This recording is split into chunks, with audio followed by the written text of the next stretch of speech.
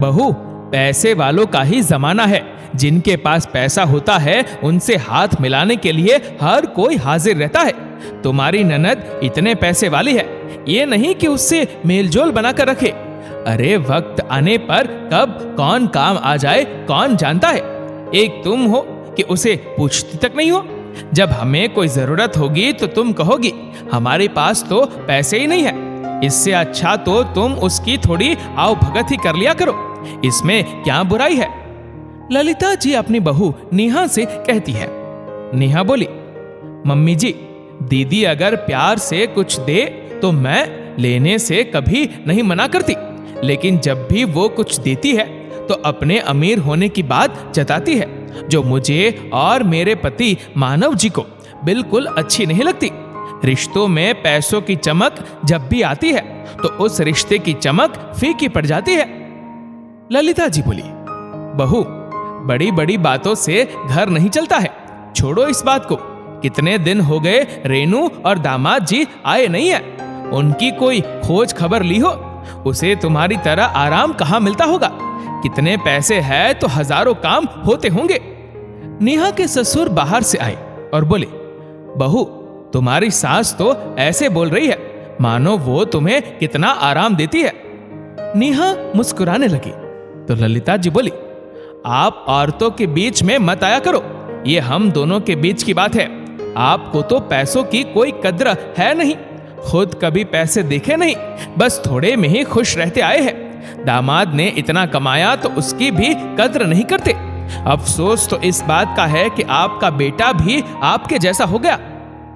नेहा बोली, माँ जी, आप दीदी को फोन कर लीजिए, अन्यथा मैं उन्हें फोन कर लूंगी। आप पापा जी के साथ यहाँ बैठिए, मैं आप दोनों के लिए चाय लेकर आती हूँ। और नेहा रसोई में चली गई। शाम में ललिता जी बोली, बहू, तुम ही फोन कर लो तो उन्हें ज्यादा अच्छा लगेगा। आखिर मेरे बाद तुम्हें ही तो ये सब देखना है। उनके सामने उसने फोन किया और आने के लिए आमंत्रित किया। पूरे परिवार के साथ 2 दिन बाद रेनू मायके आई। नेहा ने सबको चाय दिया तो रेनू के पति मुकेश बोले, अरे भाभी, पिछली बार भी आया था तो इसी कप में चाय पिया था, आप कोई नया कप क्यों नहीं मंगवा लेती। रेनू, तुम ही कोई अच्छा सा कप लाकर भाभी को तोहफे में दे दो, हमारे पास पैसों की तो कोई कमी नहीं है। ललिता जी बोली, अरे दामाद जी, अगली बार हम आपके लिए नया कप खरीद के रखेंगे और फिर क्या हम बेटी दामाद से लेंगे। नहीं नहीं, ऐसा मत कहिए। नेहा मुस्कुराकर बोली, जीजाजी, चाय सस्ते कप में पिए या महंगे कप में, चाय का स्वाद नहीं बदलता है। हाँ, आपके स्टैंडर्ड का कप हम नहीं रख सकते, तो आप थोड़ा एडजस्ट हमारे लिए भी कर लीजिए।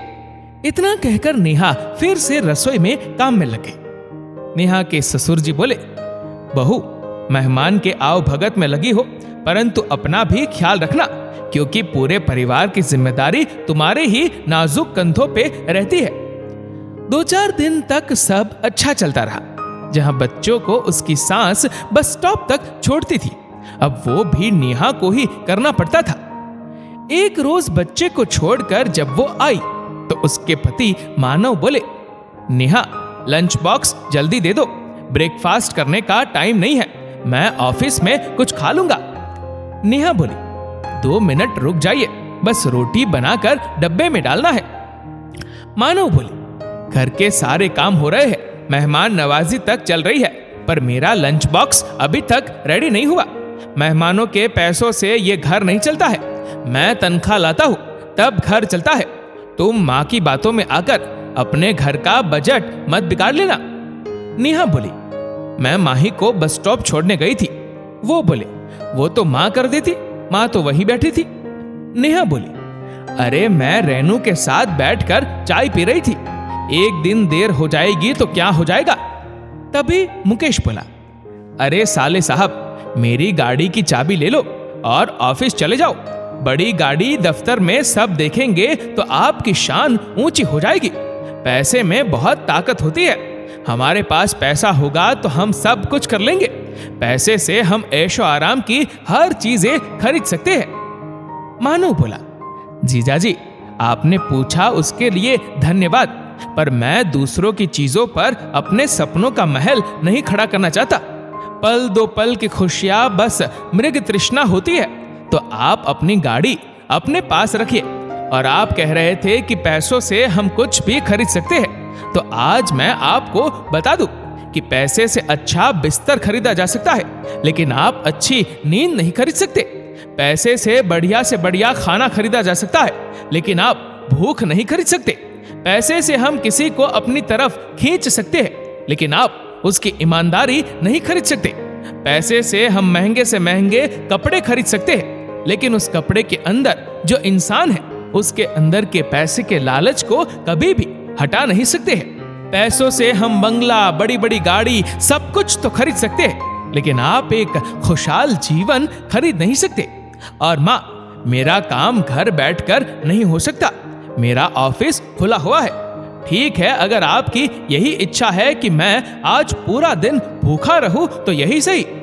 और वो चले गए। नेहा को इस बात का बहुत बुरा लगा। नेहा के ससुर सब देख रहे थे। वो बोले, ललिता, तुम पहले बहू की थोड़ी मदद कर दिया करती थी। बेटी दामाद के चक्कर में तुम ऐसी उलझी हो कि अपने ही बेटे को आज भूखा भेज दिया। ललिता जी बोली, बेटी मायके आई है, थोड़ा तो उसके साथ बैठूंगी। पूरा समय तो बेटे बहू के साथ ही रहती हूँ, इसमें क्या बुराई है। वो बोले, तुम्हारी बहू भी किसी की बेटी है। दामाद की आव भगत में लगी हो, परंतु बहू का मुरझाया चेहरा तुम्हें नहीं दिख रहा। बीमार पड़ गई तो सारा काम तुम्हें ही करना होगा, ये याद रखना। एक रोज दोपहर के खाने में नेहा ने बहुत सारी चीज बनाई, परंतु सलाद में प्याज काटना भूल गई। मुकेश जी बोले, अरे भाभी, सलाद में प्याज तो है ही नहीं। रेनू बोली, भाभी, आपको पता है ना मुकेश को प्याज कितना पसंद है, फिर क्यों नहीं काटा। मानव सब देख रहे थे। वह हंसकर बोले, रेनू, क्या अपने ससुराल में तुम ऐसे ही हाथ समेट कर बैठी रहती हो। वो बोली, भैया, मेरे घर में बहुत सारे नौकर चाकर है, मुझे इन छोटे मोटे कामों के लिए अपने हाथ गंदे नहीं करने पड़ते हैं। मानव बोले, बहन, तुम बोल रही हो कि तुम्हारे मायके में नौकर चाकर नहीं है। वह जो रसोई में काम कर रही है वो तुम्हारी भाभी है। मुकेश जी की पसंद तुमसे ज्यादा कौन जानता होगा। कभी कभी किचन में जाकर देख लिया करो कि प्याज कटा है कि नहीं। वो भाई के इशारे को समझ गए। सब खाना खाकर अपने कमरे में चले गए। नेहा के ससुर किचन में आकर बोले, बहू, कुछ मदद करनी हो तो मुझे बताओ, मैं कर देता हूँ। वो बोली, नहीं नहीं पापा जी, आप जाइए कमरे में, इनके साथ थोड़ी देर बैठ लीजिए, इन्हें भी अच्छा लगेगा। रेनू को आए हुए 1 महीने से ऊपर हो गया था। बहू की हालत खराब होती जा रही थी। ना तो वो बच्चों पे ध्यान दे पा रही थी, ना अपने पति पर। ये सारी चीजें उसकी सास की आंखों से छिपी हुई नहीं थी। एक रोज रात के 10 बज रहे थे। सब लोग इकट्ठा बैठे थे। नेहा की सास बोली, बहू, तुम जाकर सो जाओ, नहीं तो सुबह जग नहीं पाओगी, और कहीं बीमार पड़ गई तो खर्चा अलग होगा। रेनू नेहा से बोली, भाभी, सोने से पहले मुझे कॉफी पीने की आदत है, अगर आप बना दीजिए तो मजा आ जाएगा। मानव झट से बोला, अरे हाँ, कल ही मुझे नेहा ने बताया था कि घर में कॉफी खत्म हो गई है। मुकेश जी बोले, ये घर है या गरीब खाना जो आए दिन कुछ ना कुछ खत्म हो जाता है। नेहा को ये बात बहुत बुरी लगी। फिर नेहा बोली, जीजाजी, पैसों का घमंड इतना भी मत कीजिए कि रिश्तों की मर्यादा ही आप भूल जाए। पैसा तो हाथ का मैल है, जिस दिन वो उतरता है जीवन की पूरी सच्चाई चलचित्र की तरह सामने आ जाती है। जिस दिन पैसों की चमक खत्म होगी, उस दिन रिश्तों की चमक आपको पता चलेगी। पैसा जीवन में जीने के लिए जरूरी है, लेकिन इसका मतलब ये नहीं है कि आप अपना पूरा जीवन केवल पैसा कमाने के लिए ही न्यौछावर कर दे। आपकी जिंदगी में बहुत कुछ है। आपका घर है, आपका परिवार है, आपके रिश्तेदार है, आपके सपने हैं। आपको पैसों के साथ साथ ज्यादा महत्व इन सब चीजों को भी देना चाहिए। इतना कहकर नेहा और मानव दोनों वहां से चले गए। रेनू और मुकेश समझ गए कि सास के अलावा उस घर में उनकी चापलूसी करने वाला और कोई नहीं है। तो अगले ही दिन कोई बहाना बनाकर वो चले गए। बेटी के जाने के बाद ललिता जी बात बात पर नेहा से उलझती रहती थी। वक्त ऐसे ही बीतने लगा। इधर ज्यादा पैसा कमाने के चक्कर में मुकेश ने अपना काला धन अपने व्यापार में लगाया और एक दिन उसका पार्टनर लेकर उड़न छू हो गया। मुकेश ने उस पर आंख मूंद कर भरोसा किया था। मार्केट से लिया हुआ सारा कर्जा अब उसके नाम पर रह गया। मुकेश और रेनू की हालत बहुत खराब हो गई। कर्जे की वजह से घर को छोड़कर हर चीज उनकी बिक गई। जब उन्हें कोई और नहीं दिखा तब रेनू को अपने भाई की याद आई।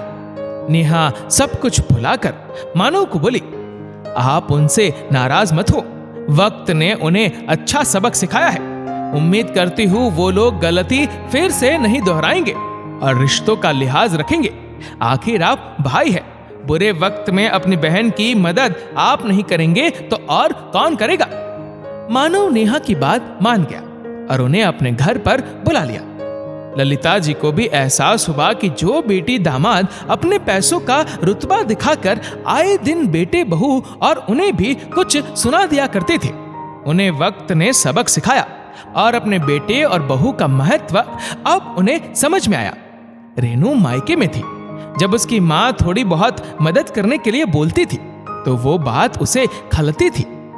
एक दिन नेहा की तबीयत ठीक नहीं थी तो वो अपने कमरे में आराम कर रही थी। रेनू बोली, भाभी की थोड़ी तबीयत खराब क्या हुई, वो तो आराम करने चली गई और मायके में आकर काम करना पड़े तो मैं अपने ही घर में अच्छी थी। पिताजी बोले, समय ने जो तुम्हें सबक सिखाया है तुम अभी भी उससे कुछ सीखी नहीं हो। ऐसा व्यवहार रखोगी तो इस घर में अपनों की तरह नहीं मेहमानों की तरह तुम्हारा स्वागत होगा।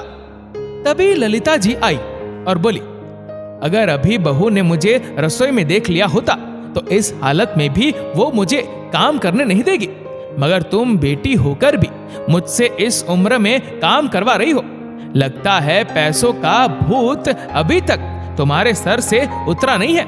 बेटा, आज भाई संभाल रहा है, अगर रिश्ते बेहतर नहीं करोगी तो सोचा है कल को किसके पास जाओगी। भाई की मदद से धीरे धीरे मुकेश और रेनू का परिवार संभला और उन्हें एहसास हुआ कि जिस पैसे का घमंड वो दिखा रहे थे वो तो एक मृग तृष्णा है। असली पूंजी तो हमारे अपने होते हैं जो हमेशा सुख दुख में हमारे साथ खड़े होते हैं। फिर कुछ वक्त बाद रेनू अपने घर चली गई। नेहा की सास बोली, बहू तुम सच कहती थी, पैसों की चमक रिश्तों की चमक में नहीं आनी चाहिए। काश कि मैं तुम्हारी बात पहले समझ जाती और रेनू को भी समझा देती तो आज ये हालत नहीं होती। तुम मेरी हर बात को हंसी में उड़ा देती थी और अपने चेहरे पर मुस्कुराहट बनाए रखती थी। पैसा तो हवा का वो झोंका है जो थोड़े वक्त ही ठंडक देता है। अपनों का रिश्ता वो साया है जो सदा सुख दुख में साथ रहेगा। और उन्होंने नेहा को गले से लगा लिया। मित्रों, कुछ रिश्ते जो बस सुख में आपको याद करते हैं और अपने पैसों की चमक से आपको ललचाते हैं, वो रिश्ते ज्यादा दिन नहीं टिकते हैं और उनका फर्क वक्त रहते ही पता चल जाता है, क्योंकि वो चमक फीकी होती है। बस ऐसे ही रिश्तों को पहचाने और उनसे दूरी बनाए रखें। दोस्तों, इस वीडियो को आप किस तरह से देखते हैं? आपके विचारों और सुझावों को नीचे कमेंट करके जरूर बताएगा। और अगर आपको ये वीडियो अच्छा लगा हो तो इस वीडियो को लाइक करेगा, शेयर करेगा ज्यादा से ज्यादा लोगों तक, और ऐसे ही और भी इंस्पिरेशनल वीडियोस के लिए सब्सक्राइब करें हमारे यूट्यूब चैनल को और फेसबुक पर फॉलो करें हमारे पेज को। धन्यवाद।